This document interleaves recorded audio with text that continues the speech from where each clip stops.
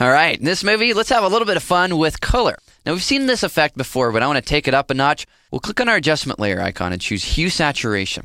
And what we're going to do is desaturate 100 points. Pretty interesting. Then we'll go ahead and take our blend mode to soft light. Now, the difference between soft light and overlay is intriguing. So here we have the soft light kind of bleached out, edgy, textured look. We can also take this up to overlay. Now, when I go to overlay, it really illustrates what's happening. Our blacks are becoming too black. We're losing detail.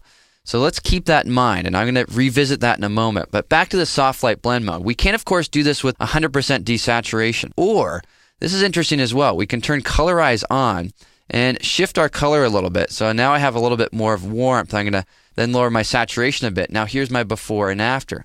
So what I'm doing in this case is I'm adding some contrast but some warmth on top of it.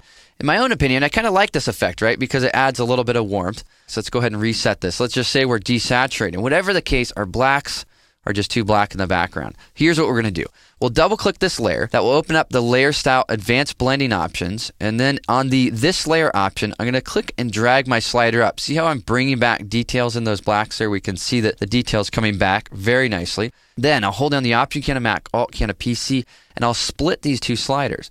And when I split these two sliders, what it gives me the ability to do is just bring back detail in the black so that this effect is primarily affecting these tones here. Now, it could also bring down the whites, and you can see here the bleaching on the skin is being brought back in, and I could option click those if I need a little bit more detail there. Now, how far you go with your sliders will really be contingent upon the effect. Keep in mind, a lot of times with this effect, what you're going to do is apply it however you're going to apply it, either this way or with colorize, and then perhaps warm it up a little bit.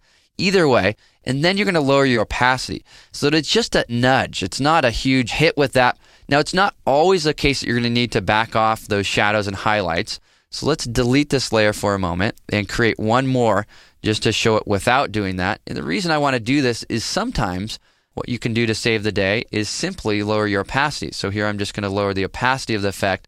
And now with a less effect, I'm also bringing more detail back into my shadows, and I have that interesting looking color. All right, well, at this juncture, we have one particular type of treatment. We could also say, well, let's duplicate this layer. Yeah, another type of treatment would be fun, would be the colorize one. And I'll go ahead and warm it up a bit, maybe even a little bit more saturation. That golden look with that contrast. Here's one option there. Here's another option, a little bit more bleached out look. I'm kind of liking the warmer one. Either way, we now have two adjustment layers, which give us a ton of flexibility.